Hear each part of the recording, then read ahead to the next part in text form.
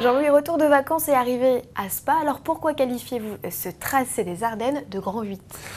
Parce qu'il y a des montées vertigineuses, des descentes formidables, des virages terribles, et je me dis qu'il ne manque plus que la mise en tonneau ou bien le looping pour que ça fasse un Grand 8. Donc j'ai pensé à ça, mais les pilotes dessus, ils ressentent les mêmes sensations quasiment dans la F1 que sur un Grand 8. Circuit complexe, météo capricieuse, quels vont être les bons réglages à adopter, Jean-Louis?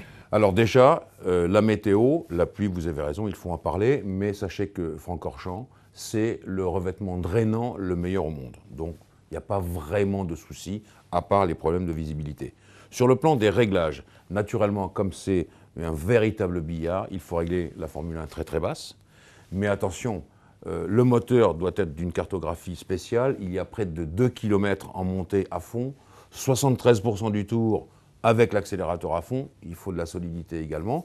Et puis naturellement, tout le jeu consiste à avoir un minimum d'appui aérodynamique, parce qu'il y a des très grandes courbes où il faut de l'appui, mais justement le réduire quand même au minimum pour avoir une vitesse de pointe sur ces grandes envolées, je dirais ces grandes envolées lyriques de l'opéra de Spa-Francorchamps. Red Bull se dit pas très certain d'avoir le maximum de performance. Qu'est-ce que vous en pensez? Oui, c'est vrai. Alors Red Bull, ils vont pouvoir gagner grâce à leur appui dans les courbes. Mais attention, dans les lignes droites, les McLaren Mercedes par exemple ont le célèbre F-Duct, et croyez-moi, c'est celui qui est le mieux au point, et ils ne vont pas regretter de s'en servir. D'autre part, Renault également apporte son fameux F-Duct, et ça va servir tout de même.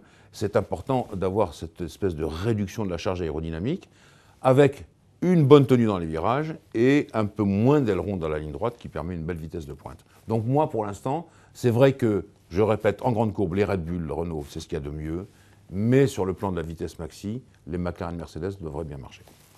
Le Grand Prix de Belgique à Spa-Francorchamps, c'est aussi un haut lieu de la F1 pour le public. Jean-Louis, si vous deviez vous mettre à un endroit sur le circuit pour regarder la course, où iriez-vous? Alors l'endroit de prédilection, évidemment, ce sont les petites tribunes où les places sont rares, c'est-à-dire que tout est occupé. C'est au pied du raidillon de l'eau rouge, parce que vous voyez les voitures débouler de l'épingle de la source, prendre ce virage terrifiant, la compression en bas très dure pour l'amortissement et le pilote qui prend des jets, on en prend plus de 5 de temps en temps, et donc c'est le meilleur endroit. Mais globalement, tous les endroits à Francorchamps sont beaux, que ce soit les grandes courbes comme Blanchimont, Stavelot, quand on est placé en haut des tribunes, voir le double gauche du Pouhon, qui est lui aussi terrifiant, franchement, c'est bien partout. Jean-Louis, l'an passé, les Force India avaient fait un véritable coup d'éclat. Alors est-ce que vous pensez que cette année, avec les évolutions aérodynamiques qu'ils apportent à Spa, ils pourront renouveler l'exploit? Oui, je crois, parce qu'à Spa, je le répète, il faut de la tenue de route, c'est vrai, des ailerons, mais il faut quand même aussi de la vitesse de pointe. Et donc, la Force India, elle a un bon moteur, le moteur Mercedes. Elle a moins d'appui initial qu'une Red Bull, par exemple, ou bien qu'une Ferrari. Entre parenthèses, il ne faut pas non plus négliger les Ferrari là-bas. Et donc, ils peuvent bien faire comme l'an dernier. Je rappelle que l'an dernier, il y avait une pole position, et puis finalement, c'était Raikkonen qui s'était imposé avec la Ferrari. Et je crois que les Force India peuvent très bien faire à nouveau. En tout cas, elles préparent un diffuseur soufflé, qu'elles ont déjà essayé en Hongrie. Elles préparent un F-Duct, elles vont essayer de le réadapter, parce que le premier n'a pas très bien marché. Et puis, je pense que ça va aller. Oui, on peut les revoir, pourquoi pas. Est-ce qu'on pourrait revoir une autre petite écurie sur le devant de la scène?